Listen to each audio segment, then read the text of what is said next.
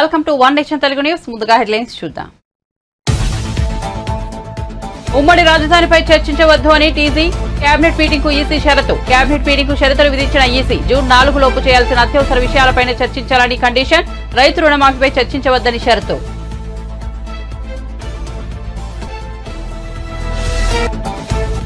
మీడియాపై పెట్టిన అక్రమ కేసులు తక్షణం వెనక్కి తీసుకోవాలన్న దేవినేని ఉమ. మీడియాపై తప్పుడు కేసులు పెట్టిన వాళ్ళు మూల్యం చెల్లించుకోక తప్పదన్న టీడీపీ నేత.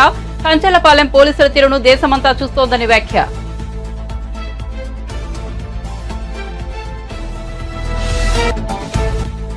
మాపై సోషల్ మీడియాలో దుష్ప్రచారం చేస్తున్నారన్న కేటీఆర్. 6 నెలల కాలంలోనే కాంగ్రెస్ ప్రభుత్వం గురించి ప్రజలకు అర్థమైందన్న కేటీఆర్. 10 ఏళ్ల కాలంలో 2 లక్షల ఉద్యోగాలను భర్తీ చేశామన్న వెల్లడి. తాము చేసిన పనులకు ప్రచారం చేసుకోలేకపోయామని వ్యాఖ్య. పల్నాడు అరాచకాలపై వైసీపీ తప్పుడు ప్రచారం చేస్తున్నారన్న లావు శ్రీకృష్ణదేవరాయలు. ఎస్పీ కుటుంబానికి మా కుటుంబానికి స్నేహం ఉందన్నట్లు వ్యాఖ్యలు. కాల్ డేటా ఇచ్చేందుకు సిద్ధమని ప్రకటించిన లావు వాస్తవాలను బయటపెట్టాలని సిట్ దర్యాప్తు బృందానికి విజ్ఞప్తి. ఇక వార్త వివరాల్లోకి వెళ్తే ఛత్తీస్గఢ్ లో ఘోర ప్రమాదం జరిగింది. ఖవర్తా ప్రాంతంలో వాహనం బోల్తాపడి 17 మంది మృతి చెందారు. 8 మందికి గాయాలయ్యాయి. కబీర్ధామ్ జిల్లాలో ఓ లోయలో వాహనం పడిపోయింది. మృతుల్లో 14 మంది మహిళలు ఉన్నట్లుగా తెలుస్తోంది. పైగా ట్రైబల్ కమ్యూనిటీకి చెందిన 25 నుంచి 30 మంది బీడి ఆకుల కోసం వెళ్లారు. ఆకులు ఏరిన తర్వాత వారిని పికప్ వాహనం ఎక్కి తీసుకొస్తోంది. ఈ సమయంలో వాహనం లోయలోకి బోల్తా కొట్టింది. గాయపడిన వారిని సమీపంలోని ఆసుపత్రికి తరలించారు. ఈ వాహనంలో ప్రయాణిస్తున్న వారంతా కుయ్ గ్రామానికి చెందిన వారిగా గుర్తించారు. బైఘా కమ్యూనిటీ ఎక్కువగా బీడీలు చేస్తోంది. బీడీ ఆకు కోసం వీరు అడవులకు వెళ్తుంటారు. ఈ ఆకులు మార్చి నుంచి మే మధ్య వస్తాయి. తెలంగాణ కేబినెట్ భేటీకి ఈసీ అనుమతి ఇచ్చింది. నిన్నంతా ఈసీ అనుమతి కోసం వేచి చూసిన ముఖ్యమంత్రి ఆయన కేబినెట్ సహచరులు అనుమతి రాకపోవడంతో ఇళ్లకు వెళ్లిపోయారు. ఈసీ అనుమతి లభించకపోవడంతో కాసేపట్లో కేబినెట్ భేటీ అవుతోంది. అయితే ఈ భేటీకి ఈసీ కొన్ని షరతులు విధించింది. కేవలం జూన్ 4 లోపు చేయాల్సిన అత్యవసర విషయాలపైనే చర్చించాలని కండిషన్ పెట్టింది. ఈ నేపథ్యంలో విద్యాసంస్థల్లో వసతులు, ధాన్యం కొనుగోలు, మేడిగడ్డ బ్యారేజ్ తదితర ప్రధాన అంశాలపై కేబినెట్ మీటింగ్ లో చర్చ జరగనుంది. మరోవైపు ఉమ్మడి రాజధాని, రైతు రుణమాఫీ అంశాలపై చర్చించవద్దని ఈసీ స్పష్టం చేసింది.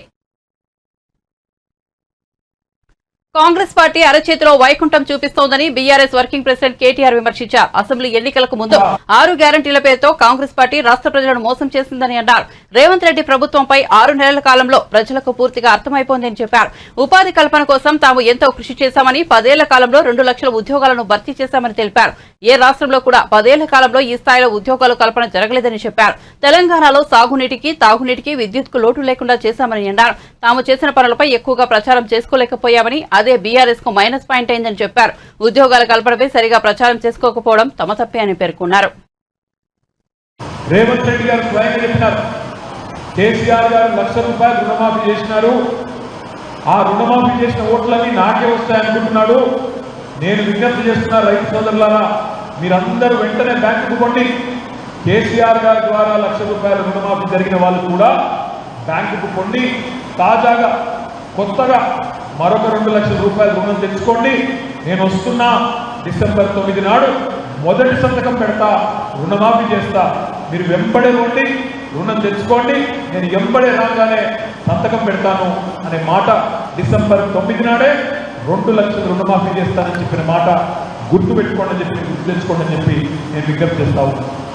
తుమ్మెత్తి పోసినారు కేసీఆర్ ప్రభుత్వం మీద. ఏమన్నారు? కేసీఆర్ గారు భూస్వాములకే డబ్బులు ఇస్తున్నాడు, భూ యజమానులకే డబ్బులు ఇస్తున్నాడు, కౌలు రైతులను పట్టించుకోవడం లేదు. కేసీఆర్ భూ యజమానులకు రైతు బంధు ఇస్తే నేను కౌలు రైతులకు కూడా రైతు బంధు ఇస్తానన్నాడు. మరి కౌలు రైతులకు రైతు భరోసా వచ్చిందా, రైతు బంధు వచ్చిందా రాలేదా నాకంటే బాగా మీకే తెలుసు. ఇంతనే చెప్పాలంటే కేసీఆర్ గారు ఉన్నప్పుడేమో నాట్లు వేసేటప్పుడు రైతు బంధు పడేది. కేసీఆర్ గారు ఉన్నప్పుడు వరి నాట్లు వేసే టైం మాట వాస్తవమేనా? రేవంత్ రెడ్డి గారు చెప్పే మాట వాస్తవమా అబద్ధమా? అబద్ధం.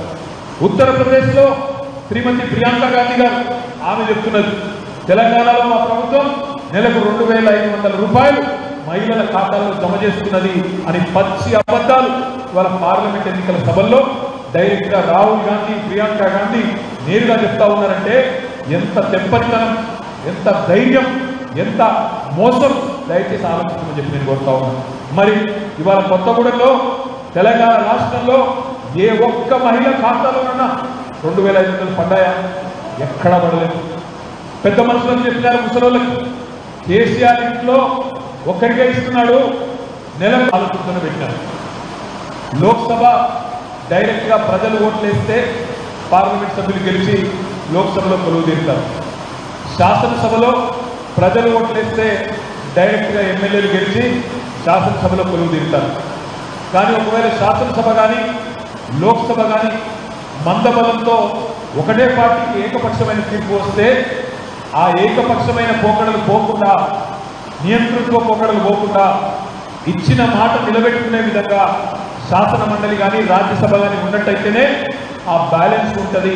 లేకపోతే అధికార పక్షం నియంతృత్వ పోకడలు పోతుందనే ఉద్దేశంతో డాక్టర్ బాబాసాహెబ్ అంబేద్కర్ గారు రాజ్యాంగంలోనే ఈ రెండు సభలకు కూడా ఆలోచన చేసినారు.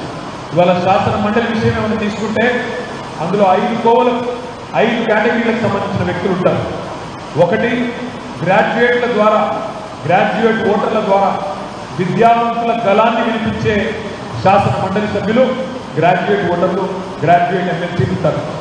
మరొకటి మన గౌరవ ప్రజాప్రతినిధులు స్థానిక సంస్థల్లో ఎంపీటీసీలు కానీ, జెడ్పీటీసీలు కానీ, మున్సిపల్ కౌన్సిలర్లు కానీ మీ వాదన స్థానిక సంస్థలు, స్థానిక ప్రభుత్వాల యొక్క మరి వాటి పరిస్థితుల గురించి చెప్పడానికి, వాటికి ప్రభుత్వం ఏదన్నా అన్యాయం చేస్తే ఫైనాన్స్ కమిషన్లోనో ఇంకోటో తమకు రావాల్సిన నిధులు సక్రమంగా వాటి గురించి ప్రస్తావించడానికి లోకల్ బాడీ ఎమ్మెల్సీలు ఉంటారు.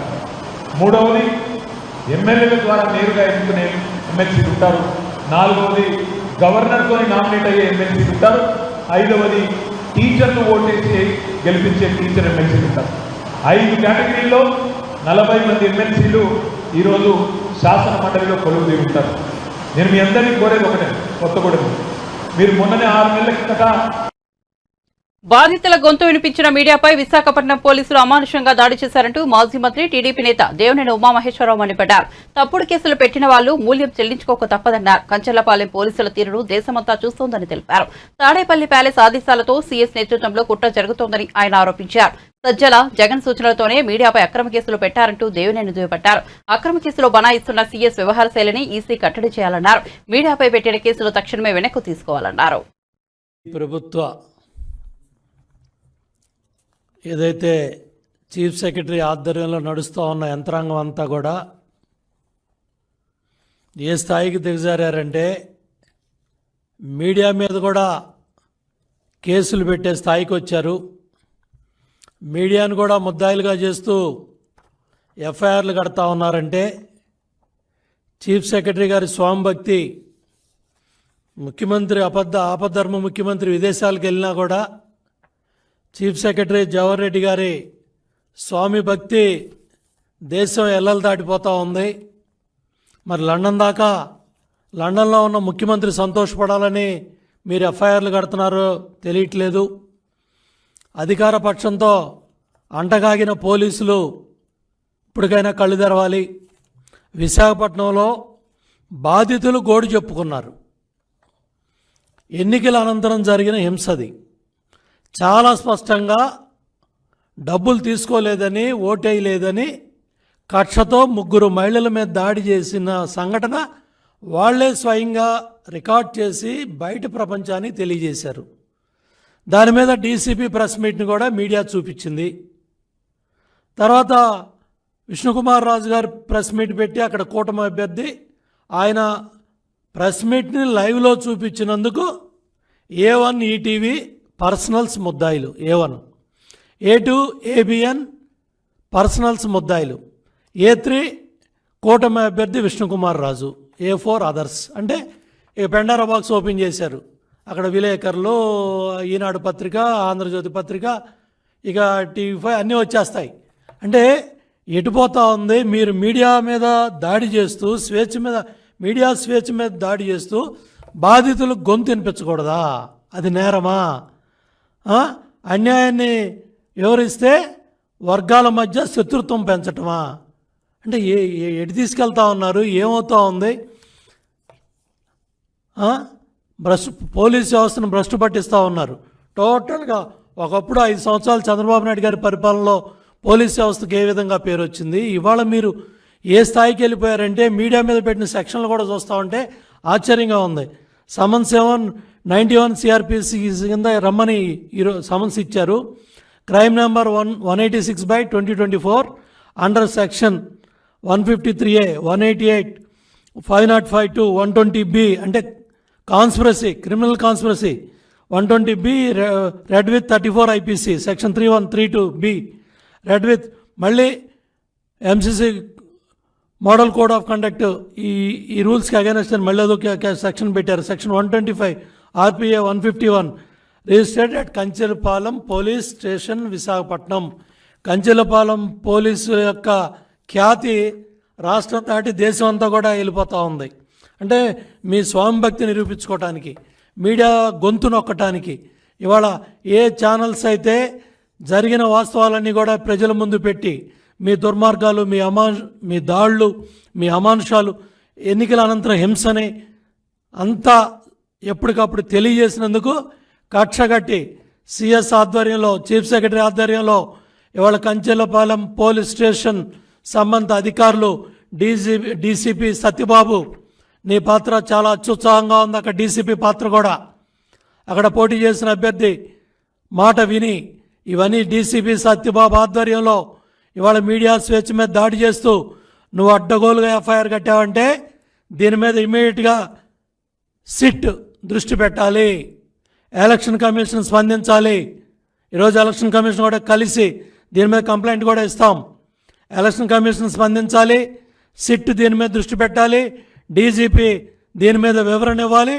ఇది కంప్లీట్గా చీఫ్ సెక్రటరీ ఆధ్వర్యంలో జరుగుతుంది. సిఎస్ జవహర్ రెడ్డి బాధ్యత తీసుకోవాలి. ఈరోజు కూడా డీజీపీ అధికారం నడుస్తున్నట్టు మాకు కనపట్టలేదు. తాడేపల్లి కొంప ప్యాలెస్ నుంచి కానీ ఎక్కడైతే ఇక్కడి నుంచి రిలీవ్ అయిన అధికారులు ధనంజయ రెడ్డి, ముఖ్యమంత్రి సెక్రటరీ, అదేవిధంగా ఆంజనేయులు, ఇంటెలిజెన్స్, ఈ తీసేసిన తహసీల్దార్లు అంతా కలిసి రఘురామరెడ్డి కావచ్చు. ఎన్నికలకు ముందు ప్రియాంక, రాహుల్ గాంధీ, రేవంత్ రెడ్డి ఇలా ఎవరు ఇచ్చిన హామీ కూడా అమలు కాలేదని బీఆర్ఎస్ సీనియర్ నేత హరీష్ రావు అన్నారు. దేవరకొండ మాజీ ఎమ్మెల్యే రవీంద్ర కుమార్ తండ్రి కాళీలేరు నాయక్ ఇటీవల మృతి చెందారు. హరీష్ రావు దేవరకొండకు వెళ్లి వారి కుటుంబాన్ని పరామర్శించారు. ఈ సందర్భంగా దేవరకొండలో ఏర్పాటు చేసిన మీడియా సమావేశంలో మాట్లాడుతూ టీచర్లపై లాఠీలు, బడుగు జీవులకు జూడా హామీలు, ఇది రేవంత్ రెడ్డి పాలన అని విమర్శించారు. కాంగ్రెస్ 100 రోజుల హామీ అమలు కాలేదన్నారు. విద్యార్థులకు భరోసా కార్డు లేదు, స్కూటీ ఇవ్వలేదు, నిరుద్యోగ వృత్తి రాలేదని మండిపడ్డారు. నిరుద్యోగ వృత్తిపై ఉప ముఖ్యమంత్రి బట్టి విక్రమార్క చేతులెత్తేశారన్నారు. ఉద్యోగులకు 3 డిఏలు అన్నారని, కానీ ఒక్క డిఏ కూడా విడుదల చేయలేదని విమర్శించారు. తెల్లారి దొడ్డువాడ్లకు బోనస్ లేదని సావు కబురు సల్లగా చెప్పారని చెప్పారు. ఈ మాట డబ్బాల కొట్టు పడకని చెప్తే రైతులు తమ సంగతి చూపిద్దారు. తెల్లారే చెప్పిండు డబల్ సీలేక.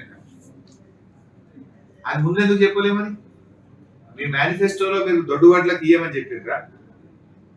రాష్ట్రంలో వడ్లకు మేము 500 బోనస్ ఇస్తాము, 2500కు వడ్లు కొంటాము అని మీరు చెప్పారు ఆ రోజు.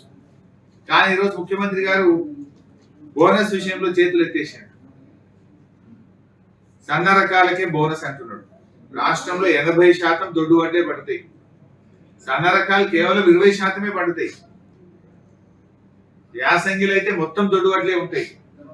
అంటే ఒక రకంగా మీ ఎన్నికల హామీని మీరు తుంగలు దొక్కిండ్రు, చేతులు ఎత్తేసిండ్రు. ఇప్పటికే నిరుద్యోగ వృత్తి ఇచ్చేది లేదని చేతులు ఎత్తారు. ఇప్పుడు వడ్లకు బోనస్ విషయంలో చేతులు ఎత్తినారు. అంటే ఒక్కొక్క హామీని మీరు దాటవేస్తున్నారు, ఎగవేస్తున్నారు, ప్రజల్ని మోసపుచ్చుతున్నారు. మీ నిజస్వరూపం బయటపడతా ఉంది. ఇప్పటికే మీ బాండ్ పేపర్ బౌన్స్ అయింది. చెక్కు బౌన్స్ అయితే శిక్ష పడుతుంది. బాండ్ పేపర్ బౌన్స్ అయిన కాంగ్రెస్ కు కూడా ప్రజాక్షేత్రంలో శిక్ష తప్పదు. అందువల్ల ఇవాళ అందరినీ మోసం. విద్యార్థులకు భరోసా కార్డు లేదు, స్కూటీలు లేవు, నిరుద్యోగులకు నిరుద్యోగ వృత్తి లేదు, ఉద్యోగ ఉపాధ్యాయులకు పెండింగ్ లో ఉన్న డిఏలు ఇవ్వలేరు, రిటైర్ అయిన ఉద్యోగులకు పెన్షన్ బెనిఫిట్లు కూడా ఆపేసినారు. గత మార్చ్ ఏప్రిల్ నెలలో రాష్ట్రంలో దాదాపు 10,000కు పైగా ఉద్యోగ ఉపాధ్యాయులు రిటైర్ అయినారు. రిటైర్ అయిన రోజే పెన్షన్ బెనిఫిట్లు ఇస్తారు. కానీ ఇవాళ 2-3 నెలలు అయిపోయినా కూడా రిటైర్ అయిన ఉద్యోగులకు పెన్షన్ బెనిఫిట్లు కూడా రావడం లేదు.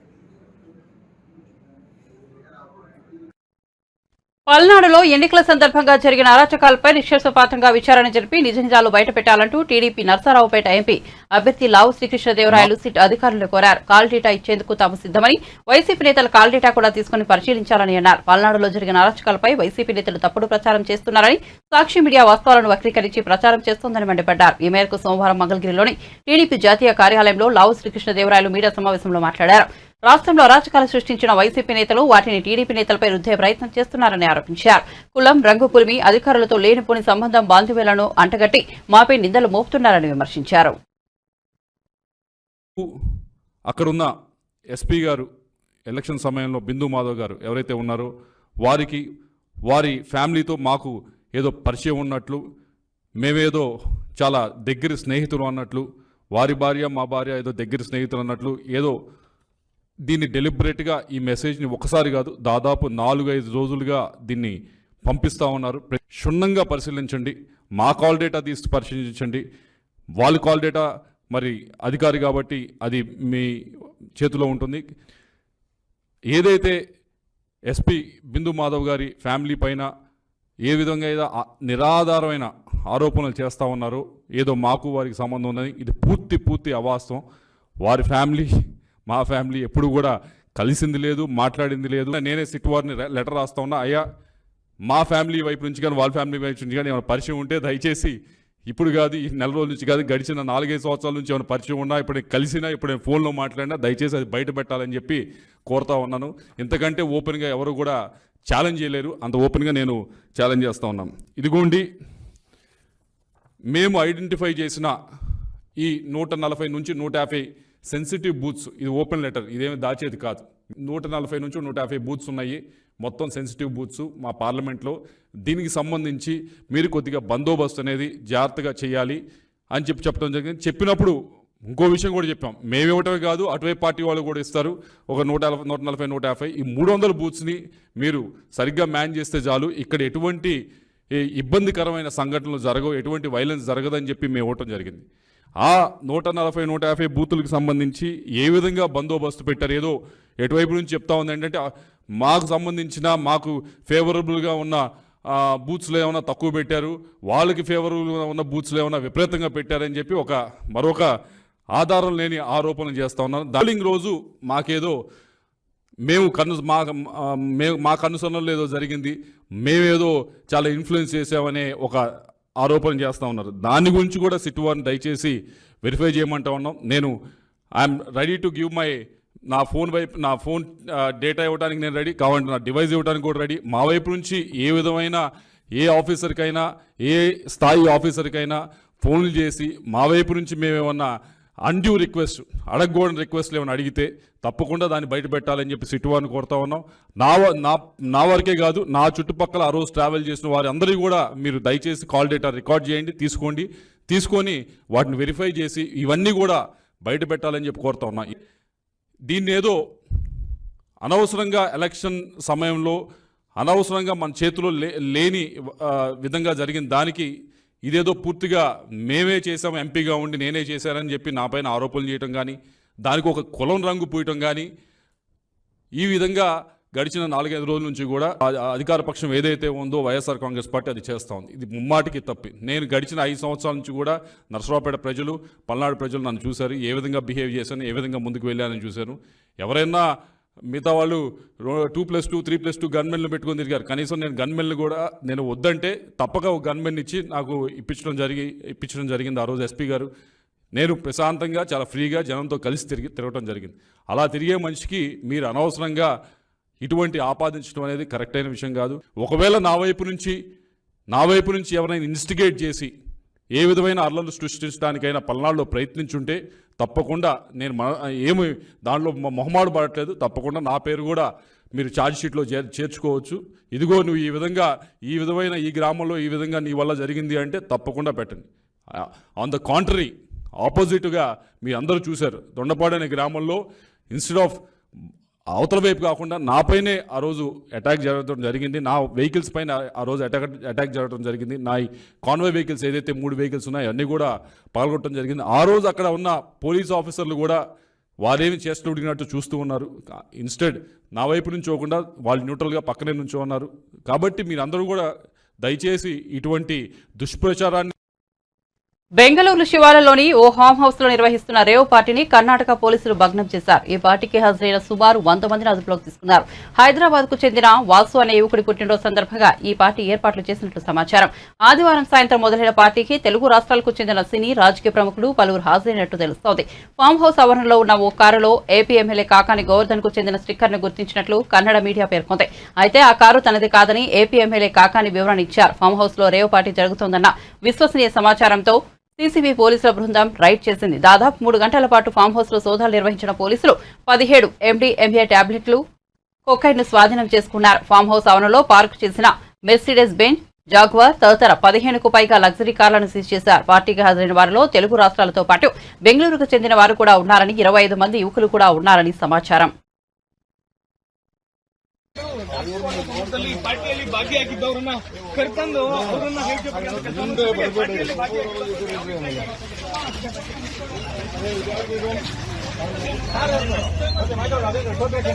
ಇದೆಯಲ್ಲ ಅದು ತಾರ್ದು ಮುಂದಕ್ಕೆ ಬಾ ಮತ್ತು ಸುಮಾರು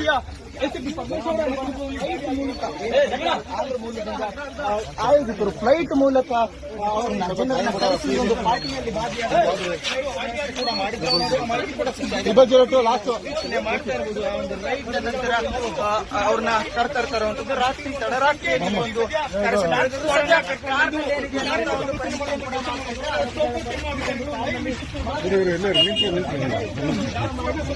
ನಮ್ಮವ್ರು ಮಾಡ್ಕೊಡ್ರಪ್ಪ ನಮ್ಮವ್ರು. బెంగళూరు శివారు ప్రాంతంలో నిర్వహించిన రేవ్ పార్టీతో తనకు ఎలాంటి సంబంధం లేదని, తాను అసలు ఆ పార్టీలకు ఏనాడు వెళ్లలేదని సినీ నటుడు శ్రీకాంత్ స్పష్టం చేశారు. ఈ విషయంపై ఆయన వివరణిస్తూ తన ఇంట్లో నుంచి ప్రత్యేకంగా వీడియోను విడుదల చేశారు. రేవ్ పార్టీలు పబ్లకు వెళ్లే సంస్కృతి తనదు కాదని వెల్లడించారు. మా ఇంట్లోనే ఉన్నాను, హైదరాబాద్లో ఉన్నాను. సో నేను విన్నాను పొద్దున్నుంచి, నాకు ఫోన్లు రావడం జరిగింది. నేను కూడా వీడియో క్లిప్ చూశాను. మన మీడియా మిత్రులు చాలామంది నన్ను అడిగి క్లారిఫై చేసుకున్నారు. వాళ్ళ దాంట్లో రాలేదు నాకు తెలిసి. చాలా ఇట్లా శ్రీకాంత్ ఇలా బెంగళూరులో రేవ్ పార్టీకి వెళ్ళాడు, హేమ వెళ్ళింది, ఈ టైప్లో ఏవో వచ్చినాయి. లేదా నాకు నవ్వు వచ్చింది. ఇంట్లో వాళ్ళంతా నవ్వుకున్నాం. ఇదేంటిది, మొన్న ఏమో విడాకులు ఇచ్చి పిచ్చేశారు నా భార్యతో, ఈరోజేమో రేవ్ పార్టీలకి వెళ్ళాడు అని చేసినాయి. కానీ ఒకటి, వాళ్ళు కొంచెం తొందరపడ్డంలో ఇది లేదనిపించింది. ఎందుకంటే వాడెవడో, అతను ఎవరో కానీ కొంచెం నాలాగా ఉన్నాడు. వాడు కొంచెం ఇలా కప్పుకొని, అది గెడ్డం ఉంది, బట్ ఇప్పుడు గెడ్డం నాకు లేదు అని, బట్ గెడ్డంతో నేను షాక్ అయ్యాను. ఇదేంటిది నాలాగా ఉన్నాడు ఏంటి అని నేనే షాక్ అయ్యాను. సో దయచేసి ఎవరు నమ్మొద్దు. ఎందుకంటే రేవ్ పార్టీలకి వెళ్ళే కల్చర్ నాది కాదు, పబ్ కల్చర్ మనిషిని కాదు నేను. ఒక్కోసారి బర్త్డే పార్టీలకి వెళ్తాము, ఒకవేళ తెలియకుండా ఏదైనా వెళ్ళినా ఒక హాఫ్ అన్ అవర్ నుండి వచ్చేస్తాం తప్పితే అటువంటి ఏమీ లేదు. రేవ్ పార్టీ ఎలా ఉంటుందో కూడా నాకు తెలియదు. సో దయచేసి ఎవ్వరూ ఈ విషయాన్ని నమ్మొద్దు. హ్యాపీగా నేను హైదరాబాద్లో ఉన్నాను, మా ఇంట్లోనే. ఇప్పుడు మా ఇంట్లో నుంచే నేను ఇది చేస్తున్నాను. సో దయచేసి మీడియా మిత్రులందరికీ కూడా నేను చెప్పేది ఏంటంటే, ఏ విషయం కరెక్ట్గా తెలుసుకోకుండా మీరు కూడా థంబ్నైల్స్ పెట్టేసేసి నా బొమ్మ వేసేసి రేవ్ పార్టీలో పట్టుబడ్డ శ్రీకాంత్ ఈ టైప్లో వేస్తున్నారు. కాబట్టి దయచేసి ఎవరు నమ్మొద్దు. అది అతను అలాగా ఉన్నాడు అనే ఒక విషయంలో మీరు పొరపాటు పడి ఉంటారని నేను అనుకుంటున్నాను. దయచేసి అది నేను కాదు.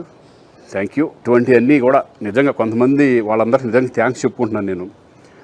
కొంతమంది మీడియా మిత్రులు నాకు డైరెక్ట్గా తెలుసు కాబట్టి, వాళ్ళ ఫ్రెండ్స్ లాగా నన్ను ఇచ్చేస్తారు కాబట్టి, వాళ్ళందరూ నన్ను డైరెక్ట్గా అడగడం, నేను చూసి ఇద్దరు నవ్వుకోవడం, వాళ్ళు వాళ్ళ దాంట్లో వేయకుండా చూశారు కొంతమంది. వాళ్ళందరూ కూడా నేను థ్యాంక్స్ చెప్పుకుంటున్నాను. దయచేసి ఇవన్నీ నమ్మొద్దు.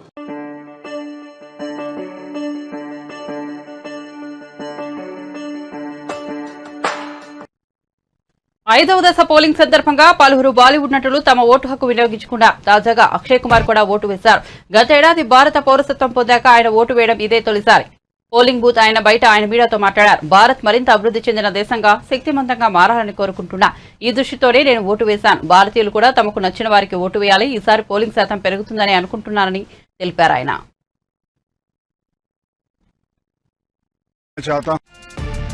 बढ़िया लग रहा आज आपने मतदान किया है, क्या संदेश देंगे देशवासियों को? बस मैं यही कहना चाहूंगा, मैं चाहता हूं कि मेरा भारत जो है वो विकसित रहे, वो मजबूत रहे, एंड बस उसी को दिमाग में रखते हुए मैंने वोट किया और उसी हिसाब से पूरा भारत वोट करे जो उनके दिमाग में सही लगे। मुंबई में कम लोग मतदान करने के लिए निकलते हैं, उनके लिए क्या संदेश? अभी तो चालू हुआ है, तूने पहले ही बोल दिया।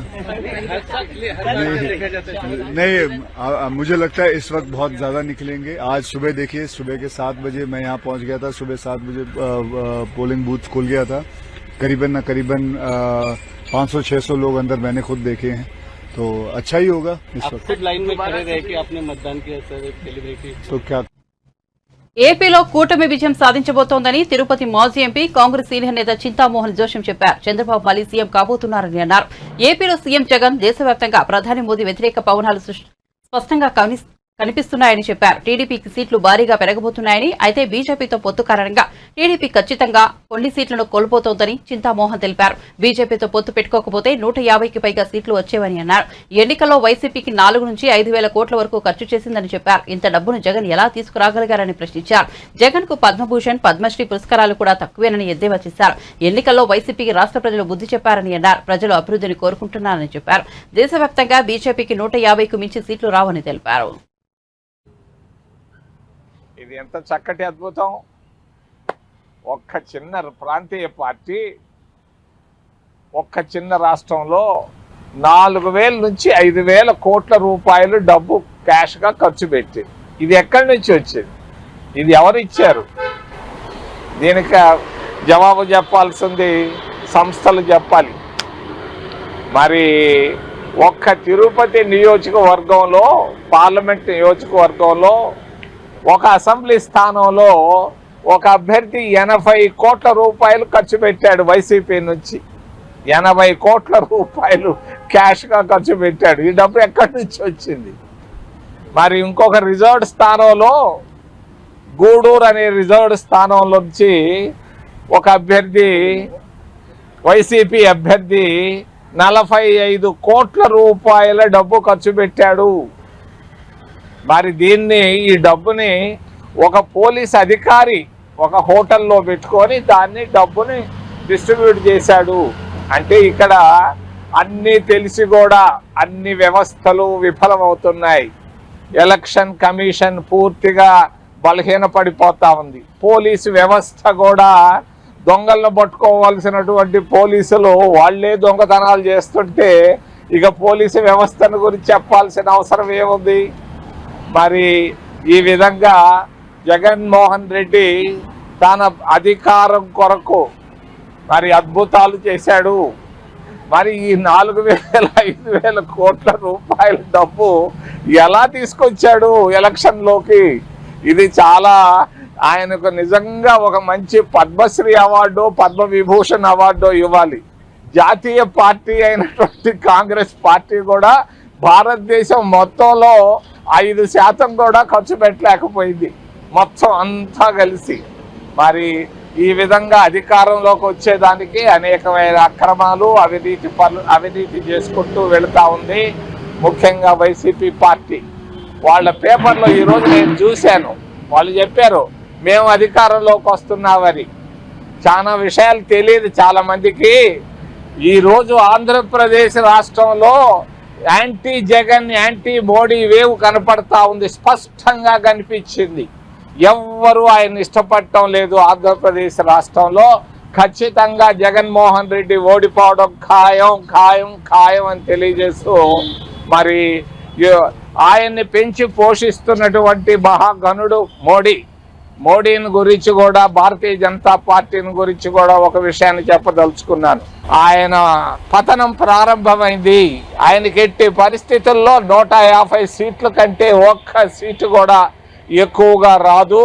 కాంగ్రెస్ పార్టీ అధికారంలోకి రావడం ఖాయం. కాంగ్రెస్ పార్టీ ప్రభుత్వాన్ని ఏర్పాటు చేయడం కూడా ఖాయం.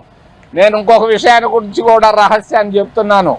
కాంగ్రెస్ పార్టీ అప్పుడే ఎవడు హోమ్ మినిస్టర్గా ఉండాలి, ఎవడు ఆర్థిక మంత్రి. బులెటిన్ ముగించే ముందు హెడ్లైన్స్ మరోసారి చూద్దాం. ఉమ్మడి రాజధానిపై చర్చించవద్దు అని టీజీ కేబినెట్ మీటింగ్ కు ఈసీ షరతు. కేబినెట్ మీటింగ్ కు షరతులు విధించిన ఈసీ జూన్ 4 లోపు చేయాల్సిన అత్యవసర విషయాలపైనే చర్చించాలని కండిషన్. రైతు రుణమాఫీ చర్చించవద్దని షరతు.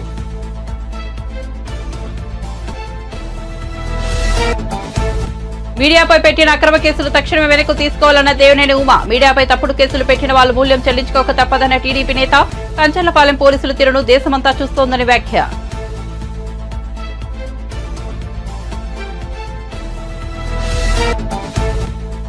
మాపై సోషల్ మీడియాలో దుష్ప్రచారం చేస్తున్నారన్న కేటీఆర్. 6 నెలల కాలంలో కాంగ్రెస్ ప్రభుత్వం గురించి ప్రజలకు అర్థమైందన్న కేటీఆర్. 10 ఏళ్ల కాలంలో 2 లక్షల ఉద్యోగాలను భర్తీ చేశామని వెల్లడి. తాము చేసిన పనులకు ప్రచారం చేసుకోలేకపోయామని వ్యాఖ్య.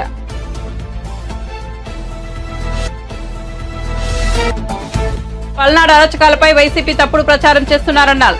లావు శ్రీకృష్ణదేవరాయలు ఎస్పీ కుటుంబానికి మా కుటుంబానికి స్నేహం ఉందన్నట్లు వ్యాఖ్యలు. కాల్ డేటా ఇచ్చేందుకు సిద్ధమని ప్రకటించిన లావు వాస్తవాలను బయటపెట్టాలని సిట్ దర్యాప్తు బృందానికి విజ్ఞప్తి.